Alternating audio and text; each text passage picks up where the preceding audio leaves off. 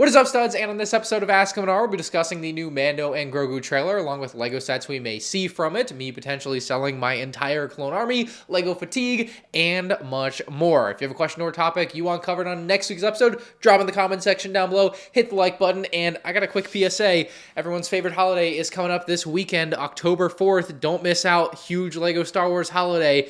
And I don't know. I guess to celebrate, I'll have a sale on MandRshop.com. Why not? I think usually I would tape this up behind me to celebrate, but I just moved into a new studio space here, and I don't have tape handy. Y'all can't even see it over there. Anyway, I'll explain more about my new studio setup in a little bit. It mostly fell down. Anyway, first question from Bibble says, what do you think about the official Mando and Grogu movie trailer? I'm going to be honest, my first watch when it came out last week, I was not that impressed. I hardly saw anybody talking about this on the internet, although I wasn't on the internet a ton. I was working on cleaning up my old house, which again is a topic we'll talk about later in the video. But let me rewatch it again real quick. Having watched it again now, it still feels like a trailer for the TV show to me. Nothing about it feels movie-esque versus what we've seen previously, and maybe that's what makes this different as far as my reaction to it as a movie trailer is just we've had 3 seasons of it as a TV show, and there's nothing like, it's not like you see Thrawn and other characters that are big and would make this like a huge thing. I guess there's Babu Frick and the Hutts, like that's something, but there's nothing else to me that really stands out as making this feel like a huge event, like a reason that they made this movie. We'll see. Maybe it's great. I hope it is. Certainly, I want good Star Wars movies always, but the trailer, you know, and certainly if it's just a good season of the TV show as a movie, that's cool too.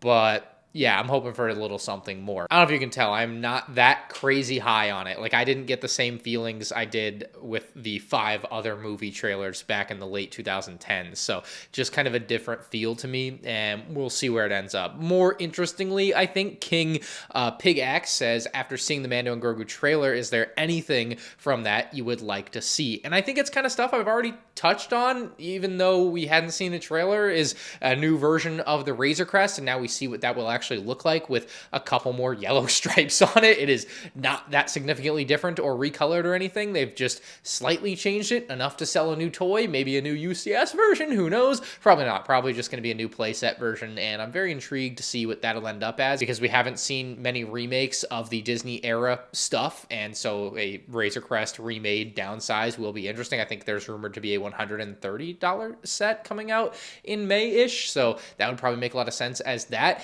And then the AT-AT we also see in there is the other one that I've talked about that is clearly, I think, going to end up being a set unless there's a lot more to this movie. Of course, they could be hiding a lot from us, which is maybe why the trailer is a bit boring to me. But that AT-AT that we see fall off the ledge could obviously make a pretty cool set. And I think there's another trailer where we see a lot going on the interior of the AT-AT before it gets blown up that we see in this trailer. So with that in mind, I think there'll be a lot to that scene that'll give LEGO a reason to want to make that a set. Plus, it's a different version of an AT-AT. I guess they passed up one opportunity to do that with the AT-ACT, but the last time they didn't pass it up with the First Order Heavy AT-AT or whatever it was called. So I think that's pretty much a shoe-in. Now, outside of that, from what I see in this trailer, there's a couple of other decent options. You have the Vulture droids that are chasing down the Razor Crest. Now, I think the Vulture droids, if they were included, or one Vulture droid at least, included with the Razor Crest, would make a ton of sense. You could do a pretty small Vulture droid. It doesn't have to be anything crazy. It could basically be the same size as we saw from 1999 to 2011. Like, those were pretty small Vulture droids, and I always liked that scale, so they could do that as a 2-in-1 effectively with a Razor Crest at $130. I think that would be great. It doesn't even need to be its own set. Another one here that I see is the Babu Frick and a couple of the other same of his species riding with Grogu in this little speeder bike. I don't know if that would make sense as its own set because of how small it would be. We're talking like a $10 set there, and usually they reserve that for microfighters, although that might be changing next year. But that may be paired with something else, could be a pretty cool set. Obviously, we saw Babu Frick introduced in the Advent calendar this year, and I think it would be crazy to not see him get reused here in 2026 because of his appearance in the Mando and Grogu movie. I think that's probably why they honestly threw him in the Advent calendar. The other thing I would say could have been a set is a U-Wing from this movie, but they just released a U-Wing from MandR, so there's no reason to expect that to happen. And then outside of that, there's a couple other things that I kind of like as potential sets. You've got this giant mech that is fighting Mando that I think would be a pretty obvious set for them to make at like a $45 or $55, $65 price tag. I don't know. It would be something kind of akin to the Spider Tank. Obviously, this one just on 2 legs. I believe we're currently rumored to get 4 Mando and Grogu sets for the first wave. Like I said, pretty sure the first 2 are going to be an AT-AT and Razor Crest, but the other 2, maybe we've seen part of them in this trailer, but I'm hoping there's a little bit more mystery to it than that, but we'll see. Next from Lego Star Wars 2024, that's an outdated name. He must really like the year. He says, since you keep selling figures on Whatnot streams, are you getting rid of your clone army? No, so I've been working with Whatnot for, I think, over 3 years now. I just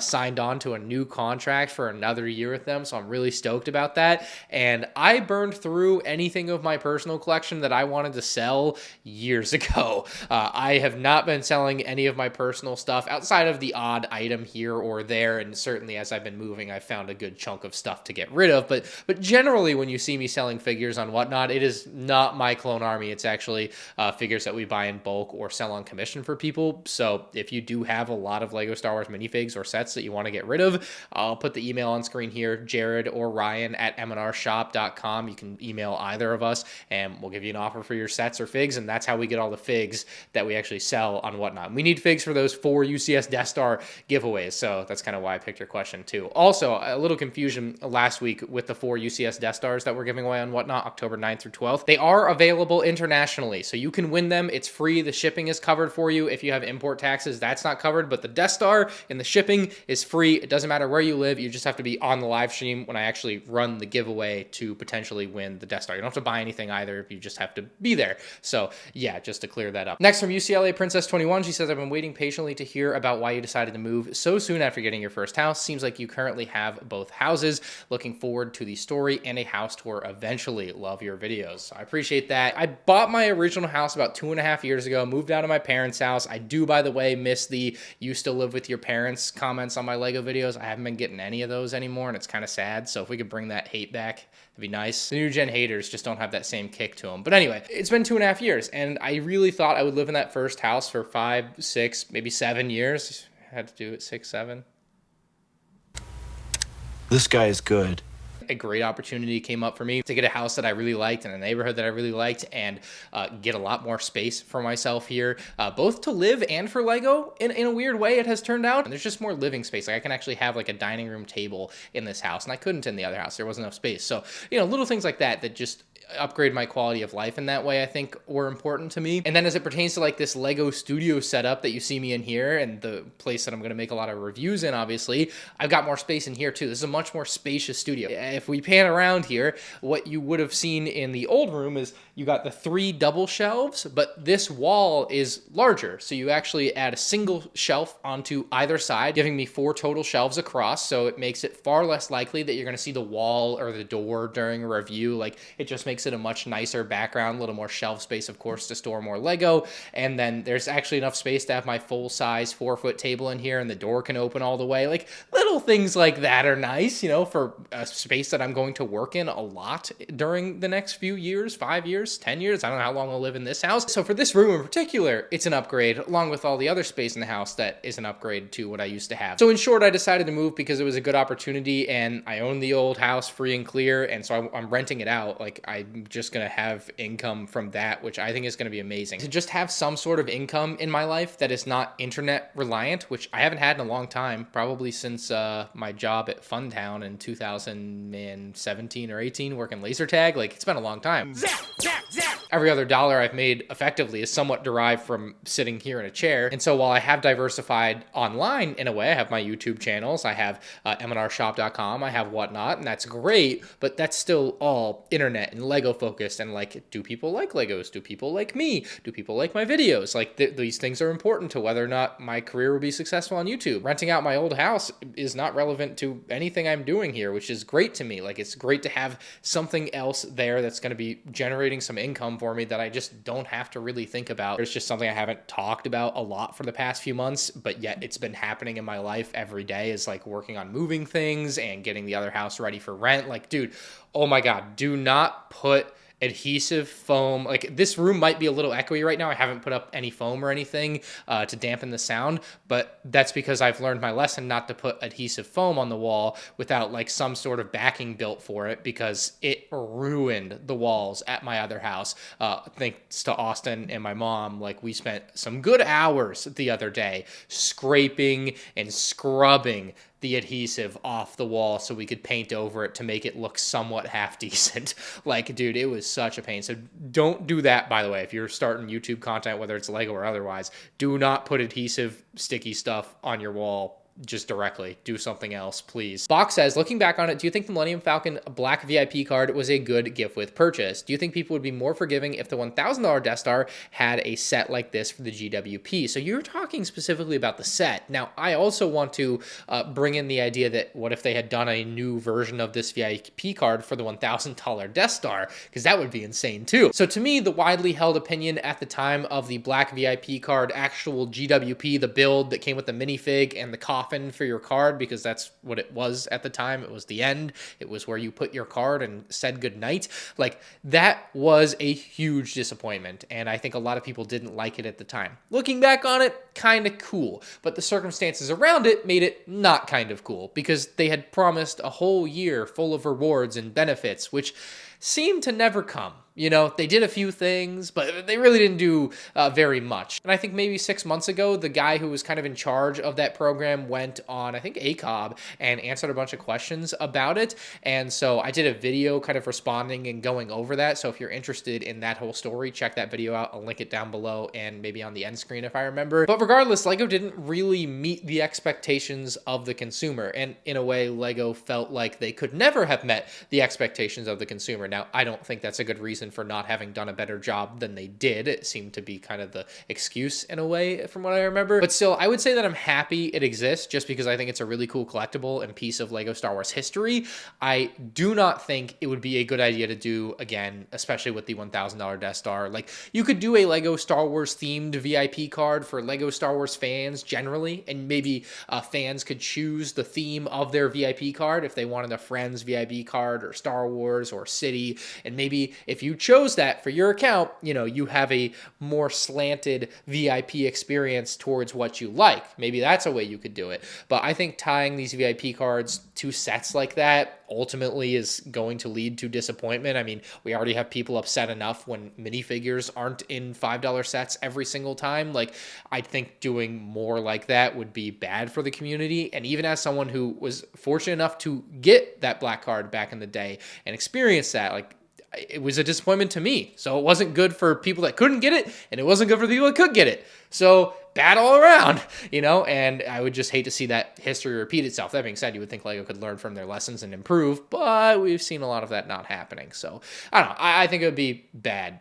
Yeah, very bad. Harrison Bartel says, I'm looking to get into collecting some of the older sets. What are the top 5 to 10 Star Wars sets that you think are the best bang for your buck or best sets in general? So we'll limit it to 3 here, but of sets from the 2000s. I'll start out with the 2010 Swamp Speeder. It's worth under $90 sealed, I think, so not too bad for a new in-box set that's 15 years old and is a clone set at that. And I think it has an exclusive clone trooper, even better. But I think that one, it's a very modern feeling build. It's still the best Swamp Speeder that they've done. And it gets you like an older set that you may have always kind of liked for a reasonable price sealed in the box. A couple other pretty good ones from the year 2000, and I'm going off the brick set values of these. It may vary depending on where you look to buy them, but the 2000 AAT for $120 sealed in box, or even better used, $66. Like, that's a fantastic set. I've got it on display back here. I love that. It's definitely aged, but it's still somewhat decent, and it also is just cool classic vibes for LEGO Star Wars. You pair that with the Gungan Patrol for another $100 sealed or $50 used. Two great sets to pair together from the year 2000. I think those two in particular are some of the best buys that you can do as like a combo of older sets if you're just getting into it, or even if you've been into it for a long time and just don't have those. Like, those are good ones that are fairly priced, I'd say, for your age. Finally, we're going to get to 5 here. These two may have gone up a bit more, but both from 2009. The Battle of Endor brick set says it's just under $300 new or $200 used. Love that set. They still have not revisited the Endor bunker, and I think it's a fantastic set that still can fit in with a lot of the modern Endor sets. You can put it next to your UCS ATST or the new Wicket. It's going to be a great set for display, as well as the Mon Calamari Star Cruiser playset. It's one of the sets that just never went up too crazy in value because nobody really liked it that much, and it's just a bit of a weird one without any particularly great or notable figures. And so I think that one's also maybe worth looking at. You have to have the right taste to want that set in particular, though. But those 5, I think, are 5 of the sets that I think are pretty fair value for their age and for their coolness. A lot of the other sets, like 2005 sets, I'd love to recommend you, but as far as bang for your buck, I mean, they're just crazy expensive to get any of the Revenge of the Sith stuff, so I just wouldn't bother if you're trying to go for value on older retired things. Samuel says, have you ever noticed that the wings on the 2007 TIE Crawler set are built completely backwards on the front of the box, and are there any other early 2000 sets that have similar problems? Now, I wouldn't call what you see on the TIE Crawler a problem, because one of the features of the set is that the wings like spin around to the front. You can see that shown on the back of the box. It is definitely a great play feature. I remember playing with it like that as a kid. I do agree it does look better in the other orientation, but certainly what they have shown on the front of the box is legal, if you will, to me. So I don't see anything wrong with it being displayed like that on the box, and I think it does fit very well for the shape and size and everything of the box that they had at the time. Like, I don't see why they would do it any different. Now, that being said, there are certainly box errors on sets from the early years of LEGO Star Wars. If we go all the way back to 1999 and look at the lightsaber dual set 7101, you're going to see the prototype of the LEGO lightsaber mold, a mold that we would never actually see like that. We obviously never saw that exact lightsaber piece sold in the set. What ended up coming out was slightly different, and just for whatever reason, the picture on the box was never updated, or it was just too late of a change in production. And I don't know, it's very weird that they did that, but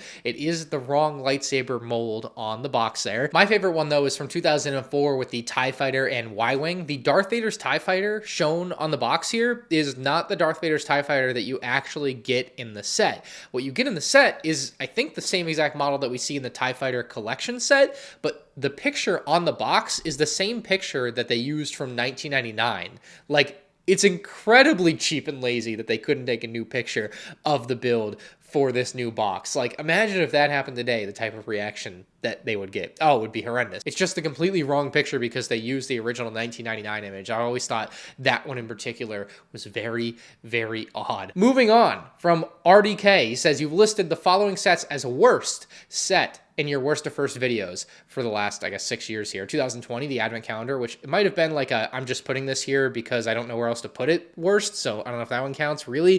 2021, the UCS Republic Gunship, fair. 2022, the 4+ ATST, fair. 2023, the 332nd Battle Pack, fair. 2024, the Creative Play Droid Builder, definitely fair. And 2025, spoiler alert, I guess if you haven't watched my new worst to first, go watch it, the TIE Fighter with a nice rack.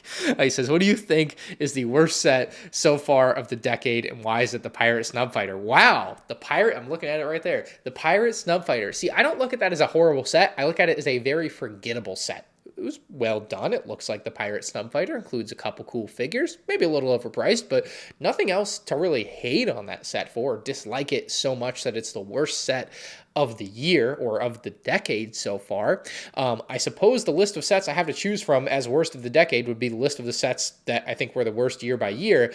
And I think I am drawn to the Creative Play Droid Builder as being in contention, as well as the TIE Fighter with a nice rack, because it literally shouldn't be a set. Like I said in my worst to first for this year, I just really don't think that should exist. And if I don't think it exists, if there's no rationale for it being a thing, then it's literally the worst set. Because at least the other sets, the 4+ ATSC, 332nd Battle Pack, UCS Gunship, Creative Play Droid Builder, I can see why they exist. Like, I understand that, right? But when it comes to the TIE Fighter rack combo kit, like, it should not exist. It should be part of the $1,000 Death Star. And so conceptually, I look at that and I just deep dislike of the way that was done, and I just don't think it should exist. And it looks horrible. It looks horrible. I didn't even think about that. So I lean towards that, but there's probably some recency bias there. Next from Lem, he says, what if anything would get you to watch Rebuild the Galaxy? So yeah, season 2 just dropped. They had the great fan premiere out in San Diego or whatever. Weird they didn't invite one of the biggest LEGO Star Wars fans again. That's so weird to me that they had a fan screening and didn't do that. All I can do right now is put on a brave face. What will get me to watch it? probably a simple, we're sorry, we really messed up with what they did last year, because it was really messed up what they did to me. Just disgusting, frankly. As a lifelong fan, I should be more outraged by it. It's disgusting what they've done to me, certainly with lying to my face about the Jedi Bob premiere event. Like, just disgusting job by Disney and Lego. Horrible, horrible, horrible. But maybe a simple, we're sorry. Like, insert the literal South Park. We're sorry. We're sorry. Sorry. I don't even care how authentic it feels. And then while they're at it, they could probably send me the Rebuild the Galaxy Season 2 influencer box. I could probably make a good video with that. That would get them a lot of views and get people to watch the show. But why would we have that when we can have just distaste and hatred? And why make amends? Why do that? Why have fun? But yeah, then I would watch it. I'd do a whole stream watching it and reacting to it for y'all, but I'm not going to do that currently. I've still not watched it, have no plans to watch it, and unless Disney and Lego, which they never would, right? Why would they apologize for what they did to me? I have no intention to watch it. I'm just disgusted across the board. But I did set up my Jedi Bob little shrine down here. I'm still enough of a fan, but it just hurts. You're breaking my heart. Andrew says, which YouTuber do you think is your biggest competition? I gotta go with MandR Vlogs. That guy's basically like a copy paste of me, probably using AI to recreate me and all of my voices and movements, and it's pretty scary stuff. Pretty scary stuff out there. MandR Vlogs, biggest comp out there. Commander Thorn Studios says, what are your thoughts on Lego fatigue? I just got back into collecting Lego a few years ago, and no sooner did I start collecting again, quality has rapidly declined, figures have gotten worse, sets have gotten smaller, and prices have gone up. When I hear new rumors and leaks, I don't get as excited as I once did, and as Arthur Morgan once said, I just don't care anymore. If I'm going to be spending more money, should I just collect retired sets and figs, or just stop collecting till Lego fixes their issues? And this is one of the issues I see with Lego collecting, and look, I fall victim to this. Everyone falls victim to this. It is what it is, but maybe the discussion can help you. The idea that you have to collect the modern new stuff. I buy it.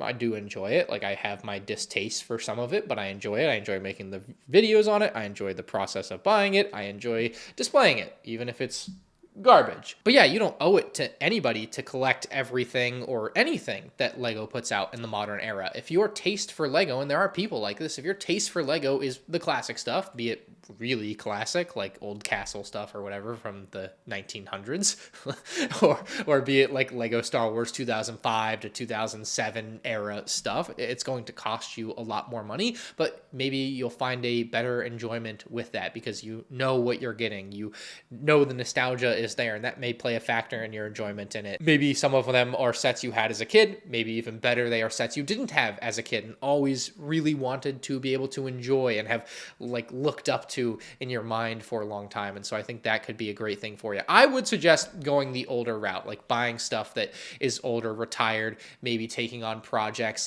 buy a used set that's maybe missing some pieces and get them in from Bricklink replaced to save some money too. And that's also maybe a more fun way for you to collect than just buying it straight up in the box. Plus it'll be cheaper, of course, but buying it straight up in the box, it's actually a bit of a challenge for you. Maybe if that's what you're looking for in your life. If it's not, obviously sealed in box is great. I prefer sealed in box. I'm just giving you some ideas. That being said, I certainly can see fans having fatigue. Prices aren't helping the fatigue, but also the years of just bad quality and Lego seemingly spitting in your face telling you, oh, the Commander Fox quality isn't actually bad. It's not a problem. The Fives helmet isn't actually bad. It's not a problem. Oh, printed wastegapes? Who cares? Not a problem. Wave it away.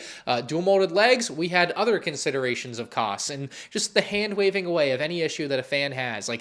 Lego wants you to buy their product. They should care about what you think about it. It does matter. So yeah, that stuff is probably what fatigues me the most. It's really a shame because it's what fatigues me the most, frankly, is the stuff that I like the most. That's kind of makes the most sense, right? Because if I didn't care, it wouldn't fatigue me. I would just move on. But yeah, if you find yourself feeling fatigued, I would of course recommend expanding your horizons, whether that's to other Lego themes or other Lego-like brands. There are third-party brands out there making cool things like the Mega Constructs Hot Wheels or Mattel Brickshop Hot Wheels things. Hannessy makes some really cool sets. They've sponsored the channel in the past, but they're just coming out with some Dragon Ball Z sets that I saw. They look pretty cool. And so there's other options out there for you too. Obviously, you might be a pretty big Star Wars fan. I see your profile picture. I see your name, Commander Thorn Studios. I get it. Maybe just custom Lego is the fix for you. Custom Lego Star Wars minifigs are plentiful out there, as well are sets kind of, or rebrickable versions of sets, and that way you don't have to buy the crappy Lego version. It all kind of depends on what kind of fan you are and what you do with it. Because for me, like, I need the sets. I need to buy them, need to review them, want to complete my collection. I have that there. But if you're not stuck in that way, then I think you are able to be a little bit more broad with what you do. So hopefully that helps a little bit. Anyway, guys, links in the description below. Sign up for Whatnot. Get your $15 credit for that UCS Death Star giveaway stream, giving away 4 of them on 4 different streams coming up in October, as well as MandRshop.com. We're going to be having our October 4th sale to celebrate the piece of signage that I have that says October 4th. And if you guys did enjoy the video, hit the like button. Let me know if you have a question or topic for next episode in the comment section below. And I'll see you next week. Actually, Death Star release tomorrow. Ooh, that's going to be crazy. Gotta get up early.